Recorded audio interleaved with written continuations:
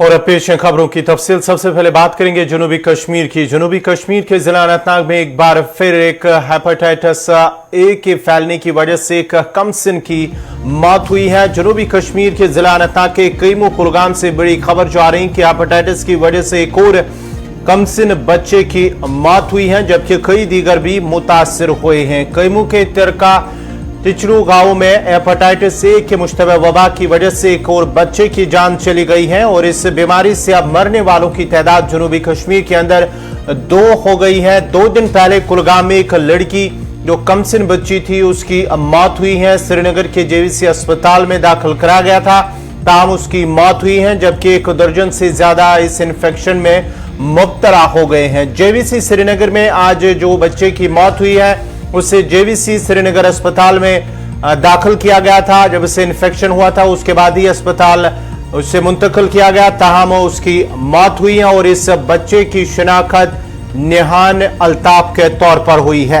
माहिरीन का कहना है कि इन्फेक्शन मुमकिन तौर पर गांव में पीने के आलूदा पानी के इस्तेमाल के वजह से फैल जाती है। इस खबर पर मजीद बात करने के लिए हमारे साथ डॉक्टर एसोसिएशन कश्मीर के सदर और साथ ही साथ जो अतफाल बच्चों के डॉक्टर के माहिर भी हैं डॉक्टर सुहेल नायक। डॉक्टर साहब, आपका बहुत बहुत शुक्रिया इस प्रोग्राम में जुड़ने के खबरनामे में जुड़ने के लिए, क्योंकि एक और खबर जो जनूबी कश्मीर से आ रही है, जनूबी कश्मीर के अनंतनाग से एक और बच्चे की मौत हुई है और यह माना जाता है कि हेपेटाइटिस ए की वजह से ही इस बच्चे की मौत हुई है, क्योंकि इससे पहले 2 रोज कबल की अगर हम बात करेंगे तो कुलगाम के इलाके में एक कमसिन बच्ची की मौत हुई है। अब एक बार फिर अनंतनाग में इन्फेक्शन तेजी से फैल रहा है। क्या वजह है कि ये इन्फेक्शन फैल रहा है? बच्चों के अंदर क्या कुछ अलामात है और इस पर किस तरह से काबू पाया जा सकता है? जी अस्सलाम वालेकुम। देखिए, जो हेपेटाइटिस ए इन्फेक्शन है, सबसे पहले जो नाज़रीन है उनको ये समझना है कि ये एक वाटर बॉर्न डिजीज है जी। ये डिजीज हवा से नहीं फैलती है, खाना खाने से नहीं फैलती है, पकाई हुई चीजों से नहीं फैलती है। ये फैलती है सिर्फ जो हम वाटर पिएंगे उसको बॉयल करने के बगैर। अगर ये चीज लोगों में समझ आया तो वो अपने बच्चों को बचा सकते हैं। जो हेपेटाइटिस ए का तकलीफ है, इसमें जो कलीजा है या लिवर है उसमें स्वेलिंग आ जाती है। बहुत सारे बच्चे ठीक हो जाते हैं, हम ये नहीं कहते कि हर कोई बच्चा मर जाता है, थोड़ा छोटा मोटा इलाज करके बच्चे ठीक हो जाते हैं। लेकिन 1000 बच्चों को जब ये होगा तो उसमें एक बच्चे की मौत हो जाती है, जो हम चाहते हैं कि वो मौत भी ना हो। अगर हमें हर एक हेपेटाइटिस ए को प्रिवेंट करना है, हमारे पास 2 ही रास्ते हैं। या जो हमारा वाटर है उसको बॉयल करना है, बॉयल हमेशा करना है, किसी भी दिन नहीं भूलना है जी। ये माँ बाप को जहन में रखना है कि जब हम बॉइलिंग के बगैर वाटर बच्चों को देंगे तो वो हेपेटाइटिस ए का शिकार हो सकते हैं। और इसमें अनप्रेडिक्टेबिलिटी है। ये नहीं हमें पता होता है कौन बच्चा मर जाएगा, लेकिन कोई ना कोई बच्चा इसमें मर जाता है। दूसरा रास्ता है, इसके लिए वैक्सीन है, लेकिन जो वैक्सीन है वो अभी गवर्नमेंट का जो इम्यूनाइजेशन शेड्यूल है उसमें अवेलेबल नहीं है, वो प्राइवेट में करवाना पड़ता है। तो अगर कोई फैमिलीज, एफोर्डेबल फैमिलीज है, तो वो हेपेटाइटिस ए का वैक्सीन अपने बच्चों को प्राइवेट में लगा सकते हैं, जो 2 डोजेस होते हैं जी। उसको छोड़ के माँ बाप से यही अपील है कि जब भी हेपेटाइटिस, पहले तो हमेशा बच्चों को जो वाटर है वो बॉयल पीना चाहिए, पिलाना चाहिए, माँ बाप की जिम्मेदारी है। और दूसरा ये माँ बाप को समझना है, गांव वालों को समझना है, इंक्लूडिंग हेल्थ एडमिनिस्ट्रेशन को, अगर किसी भी गांव से हेपेटाइटिस ए का एक केस आता है जी, तो उसी वक्त हेल्थ टीम उस गांव में जाए और वहां की जो वाटर सोर्स बॉडी है, जिसको हम पीएचई डिपार्टमेंट कहते हैं, उनको इन्फॉर्म करे कि यहाँ पे एक हेपेटाइटिस ए का केस निकला है। तो जो वाटर सप्लाई है गांव की, उसको जरा देखिए इन्फेक्शन कहाँ हुआ है, क्लोरिनेशन ठीक है, फिल्ट्रेशन ठीक है। तो वो एक पार्ट है। दूसरा पार्ट ये है कि वहाँ पूरे गाँव को ये इन्फॉर्म किया जाए कि इस वाटर में हेपेटाइटिस ए का वायरस है, अब आपसे लाजमी बनता है कि आप जो है बॉइल्ड वाटर का इस्तेमाल करेंगे जी।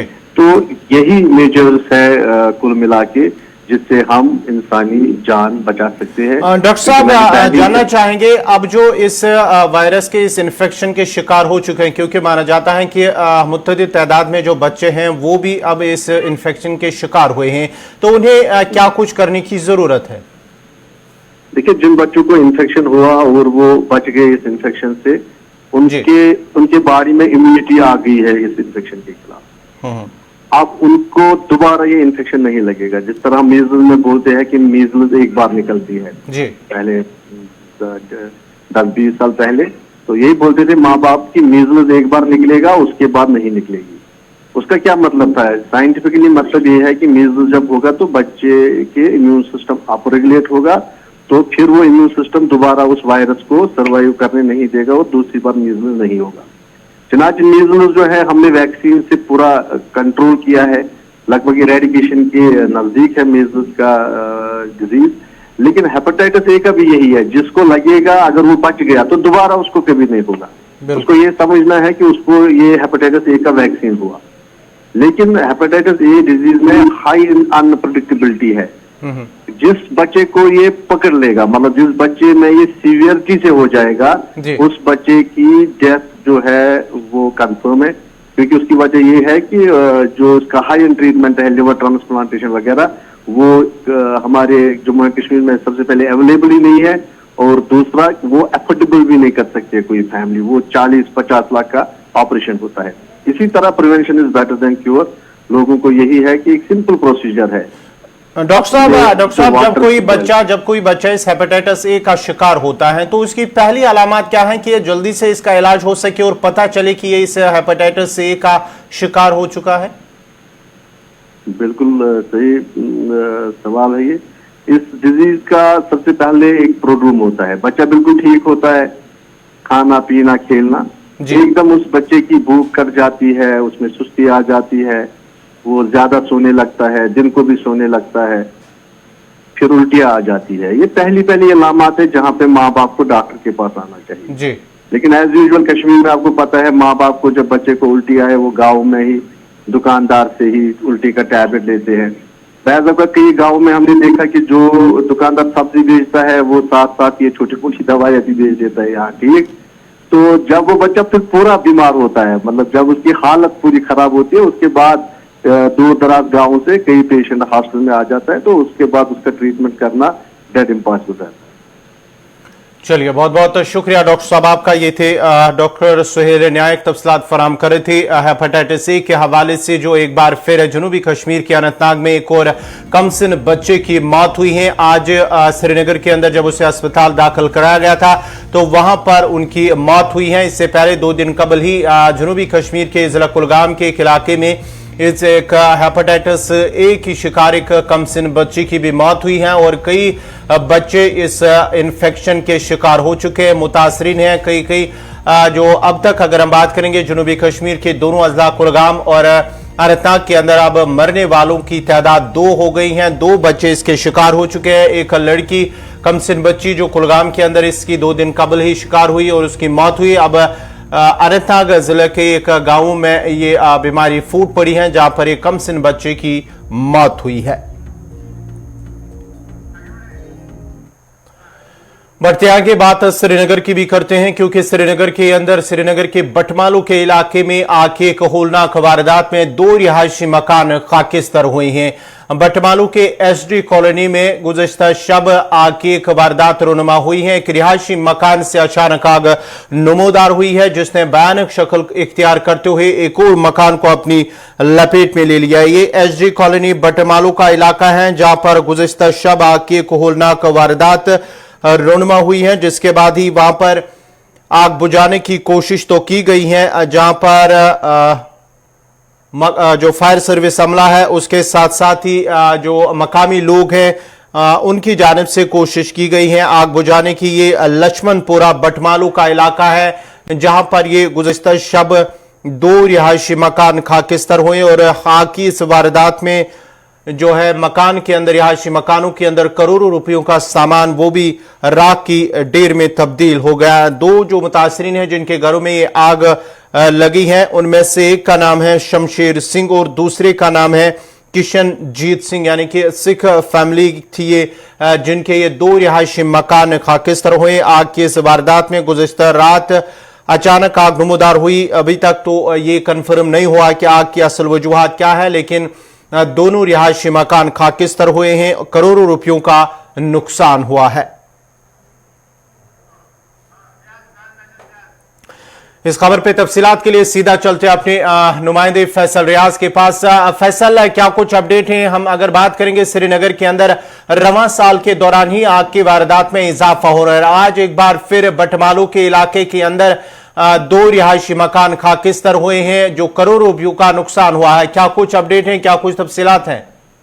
देखिए गौर, अगर हम आज की वारदातों की बात करें तो करीबन आए रोज ऐसा कुछ देखने को मिलता है, खासकर श्रीनगर शहर में। कुछ दिनों पहले आपने देखा होगा कि जो राजबाग इलाके है वहां पे एक फार्मास्यूटिकल जो गोडाउन था वहां पे आग लगी और वहां पे भी करोड़ों रुपयों का जो फाइल थी वो खाकसर हो गई। इसके साथ अब एक रिहायशी मकान और एक होटल में भी काफी ज्यादा नुकसान पहुंचा था। तो अब कुछ ही दिन हो गए, तो आज की अगर हम बात करें तो करीबन रात के 2 बजे के करीब आग नमूदार हुई है, जिसके नतीजे में 2 मकान जो है वो कंप्लीटली डैमेज हो चुके हैं। अगर हम बात करें इससे पहले जो आग की वारदात श्रीनगर में रोनुमा होती तो फायर टेंडर्स वक्त पर उनकी कार्रवाई होती थी और जो आग है उसको कहीं ना कहीं काबू जो है पा लिया जाता था और नुकसान कम रहता था। लेकिन आज के बाद अगर हम बात करें जो बटमालू लक्ष्मणपुरा इलाका है बटमालू का, जहाँ पे 2 सिख घर जो है वहां पे आग लगी थी रात के 2 बजे। हालांकि अभी तक ये पता नहीं चल पाया है कि आग की वजह कैसी थी और कैसे ये आग लगी थी, लेकिन हम ये कह सकते हैं कि जो आग है उतनी शिद्दत से आग में इतनी इंटेंसिटी थी कि पूरे दोनों जो है पूरे मकान खत्म हो गए और वो खाकसर हो गए। वहां पे जो करोड़ों रुपयों का जो मालियत थी, सामान था या कपड़े थे या बाकी साजो सामान जो घरेलू साजो सामान है वो भी पूरी तरह से खाकसर हो चुका है। ये आज पहली बार नहीं देखा जा रहा है कि बटमालू इलाके वहां पे आग की वारदातें होते। आपको याद होगा कि श्रीनगर जो है ये कंजेस्टेड एरिया है, यहाँ पे मकान जो है ज्यादा नजदीक है, एक डिस्टेंस जो रहनी चाहिए थी फायर डिस्टेंस वो नहीं रहती है और कंजेशन इतना ज्यादा रहता है जिसके नतीजे में जो फायर टेंडर्स है उनको भी मुश्किलातें होती है आग बुझाने में। तो श्रीनगर हम अगर कह रहे हैं, श्रीनगर एक आग की वारदातों के लिए फोकल पॉइंट बना हुआ है, क्योंकि आए रोज ऐसा देखने को मिलता है कि जब कभी भी एक मकान में यहाँ पे आग लगती है तो कंजेशन की वजह से, यानी मकान साथ साथ होने की वजह से ये जल्द ही पूरे मकानों में फैल जाते हैं। तो लगातार हुकूमत की भी ये कोशिश है कि हम अंडरग्राउंड वहाँ पे हम कहते हैं डाउजिंग फ्लेम्स लगाया, डाउजिंग ये सिस्टम लगाए, जिसके नतीजे में हो सकता था कि अगर आग लगती है तो बर वक्त कार्रवाई से बच सकते थे। लेकिन वो सिस्टम जो गवर्नमेंट ने इंस्टॉल किया था जमीन के अंदर से वो लगाया गया था, लेकिन वो भी अभी तक बेकार पड़ा हुआ है, उससे कोई फायदा नहीं मिल रहा है। हालांकि अगर हम आज के बटमालू की बात करें तो कुछ दिनों पहले, इससे पहले भी एक मकान वहां पे खाकसर हो गया था, क्योंकि बटमालू की अगर हम बात करें तो वहां पे ज्यादा सड़कें बड़ी नहीं है जहाँ से फायर टेंडर्स एंटर हो सके। तो कहीं ना कहीं वो एक प्रॉब्लम होती है फायर टेंडर्स के लिए कि वक्त पर गाड़ी वहां पे नहीं पहुंचती है, जो उनकी पाइप से वो ज्यादा दूर ले जानी पड़ती है। तो ये भी एक फैक्टर बनता है, ये भी एक रीजन बनता है कि जो मकान आते हैं वो पूरी तरह से खाकसर होते हैं। बहुत बहुत शुक्रिया फैसल रियाज आपका। ये थे श्रीनगर से तफसीलात फराम करे थे फैसल रियाज के बटमालू की एसडी कॉलोनी लक्ष्मणपुरा इलाका है, जहां पर ये गुज़श्ता शब करीब माना जाता है कि 2 बजे के करीब एक मकान से अचानक आग नमूदार हुई, जिसने भयानक शक्ल इख्तियार करते हुए एक और मकान को अपनी लपेट में लिया और इस आग की इस वारदात में 2 रिहायशी मकान खाकिस्तर हुए हैं। ये सिख फैमिलीज दोनों थी जिनके रिहायशी मकान खाकिस्तर हुए और करोड़ों रुपयों का भी नुकसान हुआ है।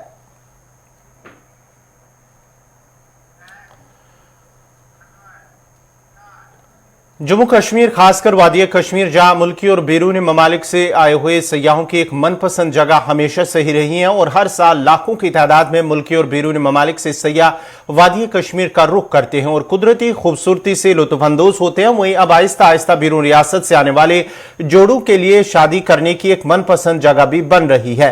दरअसल मवीरा पहलगाम इलाके में शादी की तकरीब मुनक्कद हुई है, जिसमें बैरून रियासत से आए हुए जोड़े ने शादी की है। इस मौके पर उन्होंने खुशी का इजहार करते हुए कहा कि हम बहुत खुश हैं कि कश्मीर में शादी करके और ये हमेशा उनके लिए यादगार दिन रहेगा।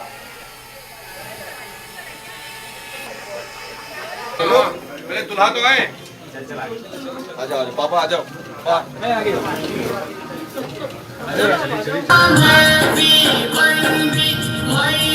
कश्मीर की जो सकाफत कल्चर को लेकर वहां पर एक प्रोग्राम भी मुनक्कद हुआ और कश्मीर में जिस तरह से शादी की तकरीब में मेहंदी और साथ ही साथ निकाह ख्वानी होती है, उसी तरह से वहां पर भी तकरीब मुनक्कद हुई है, जहां पर उन्होंने खुशी का इजहार किया और साथ ही साथ जो मकामी लोग इस तकरीब में शिरकत हुए हैं उन्होंने भी इस मौके पर खुशी का इजहार किया। और जो बाहर रियासत से आने वाले जो लोग थे जिन्होंने शादी की है, उन्होंने मकामी लोगों का शुक्रिया अदा करते हुए कहा कि जिस तरह से अपने घर में अपने माहौल में हमने ये शादी की तकरीब मुनक्कद करते हैं और उसमें खुशी होती है, अपने रिश्तेदारों की, हमसायों की और दोस्त होते हैं, वैसे ही इस तकरीब में भी हमें देखने को मिला और ऐसा लगा कि जैसे हम अपने घर में ही ये शादी की तकरीब मुनक्कद कर रहे हैं।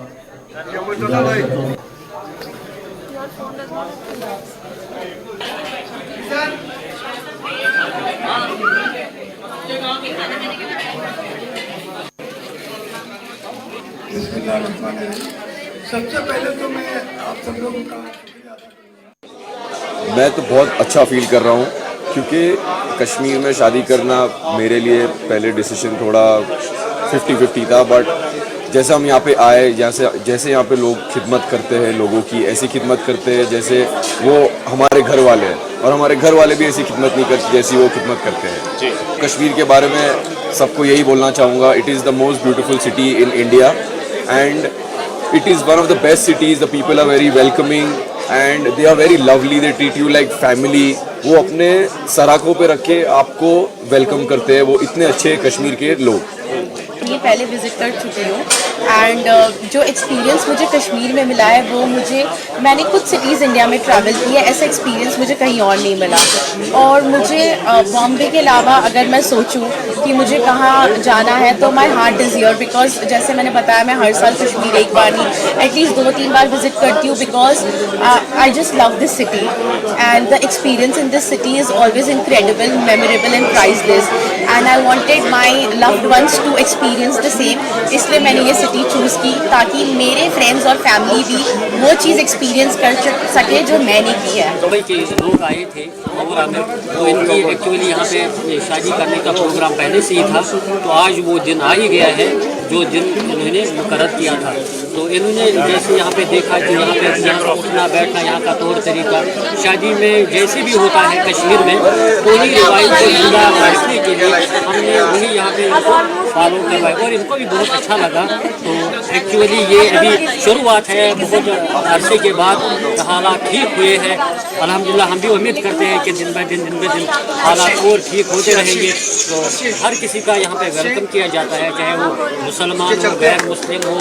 वो तो आप देख ही रहे हैं कि किसी का सोना गुम हो जाता है तो किसी का कुछ हो जाता है तो वापस मिल ही जाता है, चाहे वो लाखों लाख का हो करोड़ों का हो। ये तो कश्मीर है, कश्मीर के युवाओं का क्या कहना है, कश्मीर के लोगों का क्या कहना है, जो वाकई मतलब जिसको जन्नत कहा जाता है, वो तो जन्नत खाली देखने से ही नहीं बल्कि यहाँ का किरदार, यहाँ का भाईचारा जो भी आता है वेलकम उसका होता है। चीज़ को हमें पॉजिटिव वे में लेना चाहिए। तो इसके लिए जिसने भी ये आमिर ने, मोमिन ने या किसी ने भी जो इसका इनिशिएटिव लिया है, तो ये एक बहुत बड़ा कदम है। यहाँ के बेरोजगारी को भी ये दूर कर कर सकता है। तो मेरा ये मानना है कि ये बहुत अच्छी चीज़ हुई है यहाँ पे, तो इसको हम अप्रिशिएट करते हैं इस होटल के जो मैनेजमेंट। जिला पुलवामा के निवा इलाके के लोगों ने शिकायत की है कि मकामी इलाके में बिजली का तरसीली निजाम खस्ताहाली का शिकार हो चुका है। लोगों के मुताबिक बिजली की तरसीली लाइनें और खंभे बोसीदा हो चुके हैं, जिसकी वजह से मकामी लोगों को कई मुश्किलात का सामना करना पड़ता है। लोगों का कहना है कि मकामी इलाके में बिजली की तरसीली लाइनें और खंभे बाबा आदम के जमाने में नस्ब किए गए थे। उनके मुताबिक इलाके में मुख्तलिफ मकामात पर तरसीली लाइनें दरख्तों के साथ लगी हुई हैं, जबकि कई मकामात पर मकामी लोगों ने अज खुद लकड़ी के छोटे छोटे खंभे नस्ब किए हैं, जिसकी वजह से इलाके के कई मकामात पर बार बार शॉर्ट सर्किट होते रहते हैं। तरसीली लाइनों का निजाम और बोसीदा हुए खंभों की हालत इतनी खस्ता हो चुकी है कि कभी भी उनके गिरने का खतरा लाहक होता है। क्या आप खुद भी मुशाहिदा करते हैं, ये जो तारे हैं, तरसीली तारे हैं, पोलों पे नहीं है, यहाँ पेड़ों पे है, और जो कहीं कहीं ये मकानों के साथ भी जुड़ी हुई है, जिससे हमेशा खतरा ये रहता है कि माल जान का खतरा रहता है। और आप देख रहे हैं कि आने वाला जो सीज़न है उसमें बर्फ़बारी भी हो सकती है। और कल अगर आपने मतलब आपकी नोटिस में हम लाएंगे, इसी इलाके से कल ये तार नीचे आई, जिससे फिर काफ़ी परेशानी यहाँ के लोगों को होगी। यहाँ सुबह शाम एक तो नमाजी जाते हैं इस रोड से, दूसरा बच्चे भी यहाँ पर निकलते हैं, स्कूलों को पढ़ने पढ़ाने के लिए निकलते हैं। तो हमेशा ये डर रहता है कि कब ये तार अगर नीचे आ जाए तो ये कोई बड़ा हादसा खुदा न खास्ता हो सकता है। तो मुख्तलिफ नहीं है हाल यहाँ का। हमने आपकी वसादत से भी एक दो बार मुतलका महकमा को रिक्वेस्ट की थी कि एट लीस्ट अगर हम बिजली फ़ी दे रहे हैं, यहाँ मीटर्ड एरिया है और मीटर के हिसाब से ही यहाँ लोग फीस भर रहे हैं, तो इंफ्रास्ट्रक्चर देना सर्विस प्रोवाइडर का काम होता है, जो कि नहीं है। वक्त से पहले वक्त रह के ही हम कोई ऐसा इकदाम उठाएं जिससे आगे खुदा न खास्ता हमें पछतावा ना हो। तो पूरी तौर गुजारिश यही रहेगी कि एक तो ये पोल्स जो है ये लगाए जाएं, और जो बोसीदा तार है उसको नए सिरे से लगाया जाए, और बिजली फीस में जो इजाफा किया गया है उसमें नजरसानी की जाए। और कटौती जो है, शेड्यूल्ड कटौती तो हम समझते हैं, लेकिन शेड्यूल्ड कटौती के अलावा अगर कटौती होती है तो वो इस यहाँ के लोगों के साथ बहुत नाइंसाफ़ी है। यह वनान निवा, यह मकदमपुरा, यह जुहम ये रोड, 5 नाव गुलाम नबी। तो अह मुश्किल योर मतलब तार हूँ जी, तुम दिव 5 नजर कालती पे तार पत्थर, पे दोक थो साइडस। तो अस क्या थो साइड, ना पोस दिवान, फीस भरान तार हूँ तार दद्रम, अत गई 2-4 वरी वन अत लगता तार लगता योर तार पे कालती वो सुबह पे वो, तो अमे मूजूब थोड़ा घर ज्यादा ये मोड़ लकटी। डिग्री कॉलेज कुपवारा में यूपीएससी इम्तिहानात में ख्वाहिशमंद उम्मीदवारों के लिए जिला इंतजामिया की जानिब से 2 महीने की मुफ्त कोचिंग का पहला मरहला इख्तिताम पजीर हुआ। इस सिलसिले में कुपवारा जिले के दूर इब्तादा इलाके में ख्वाहिशमंद उम्मीदवारों के लिए कुपवारा और हंदवारा में 2 अलग अलग कोचिंग मराकिज कायम किए गए थे। उन मराकिज में कश्मीर से बाहर और कश्मीर से रिसोर्स पर्सन उम्मीदवारों को कोचिंग करवा रहे थे। उन मराकिज में 200 के करीब उम्मीदवारों ने 2 महीने की कोचिंग हासिल की। डिप्टी कमिश्नर कुपवारा डॉक्टर डेफोडे सागर ने कहा है कि मार्च और अप्रैल के दरमियान दोबारा इन उम्मीदवारों के लिए दूसरे मरहले की कोचिंग शुरू होगी। डिप्टी कमिश्नर ने कहा कि वो चाहते हैं कि कुपवारा जिले से यूपीएससी इम्तिहानात में अपनी शिरकत को यकीनी बनाएं, ताकि इस दूर दराज जिला जो लाइन ऑफ कंट्रोल के नजदीक है, यहाँ के बच्चे भी इंतजामिया में आला ओहदों पर फाइज हों। एक्चुअली मैं ज्ञान प्रबोधिनी ऑर्गेनाइजेशन से यहाँ पर हम आए हैं, और जो यहाँ के डीसी सर हैं सागर सर, उनके और प्रबोधिनी का ये कोलैबोरेशन था। तो यहाँ पर हमने बच्चों के लिए यूपीएससी का एबिलिटी प्रोग्राम रन किया, जो कि 1.5 महीने का था। उसमें हमने सिविल सर्विसेज के लिए जो भी सब्जेक्ट्स होते हैं, जीएस के चारों subjects, be it polity, economy, history, geography, और उसके साथ ही साथ हमने बच्चों के एम्पावरमेंट के लिए अलग से पर्सपेक्टिव बिल्डिंग के लिए time management, planning, critical thinking, और उसके साथ ही साथ फीडबैक मैकेनिज्म वगैरह है हमने डेवलप किया था। इससे क्या होता है, हमारा मानना है कि बच्चे खुद से पढ़ते उनको आना चाहिए, ऐसे नहीं कि आप रेडीमेड कुछ दे रहे हो। So we like to empower them. तो हमारे यहाँ जो डिज़ाइन है वो इसी तरह से है कि बच्चों को एम्पावर किया जाए। Actually Prabodhini is an institute which was which came into being in 1960s. So Prabodhini का अगर एक सेंटेंस में मुझे सम अप करना हो, प्रबोधिनी क्या है, ज्ञान प्रबोधिनी, तो it is a nation building organisation. तो प्रबोधिनी का काम ये अलग अलग क्षेत्रों में चलता है। देखिए LG's एडमिनिस्ट्रेशन जो है वो यूथ एंगेजमेंट एक्टिविटीज़ के लिए बहुत पर्टिकुलर है। CS साहब ने भी हमें बहुत बार ये गाइडेंस दिए हुए हैं कि जितने भी यूथ रिलेटेड एक्टिविटीज़ हैं उनको हमें बढ़ावा देना है, और उसी को मद्देनज़र रखते हुए तकरीबन 2 महीने पहले हमने सिविल सर्विसेज के एक बैच का आगाज़ किया था। आप जानते हैं कि तकरीबन 2000 बच्चों ने इसमें पार्टिसिपेट किया था, उसमें से 300 बच्चों को हमने शॉर्टलिस्ट किया हुआ था जो पिछले 6 हफ्तों से UPSC का ट्रेनिंग ले रहे हैं। ज्ञान प्रबोधिनी पुणे की तरफ से इन बच्चों को जो है वो फैकल्टी मेंबर्स वहाँ से आ रहे थे अलग अलग जगहों से, देश के कोने से, और वो उनको सिखा रहे थे। जो UPSC के लिए इंटरव्यू अपीयरिंग फैकल्टी मेंबर्स है वो सारे आ रहे थे। और पिछले 6 नाजरीन, इसी के साथ ही उर्दू खबरनामा इख्ताम पजीर हुआ चाहता है। अपने मेज़बान गौहर कुछे को इजाज़त दीजिए। अल्लाह हाफ़िज़।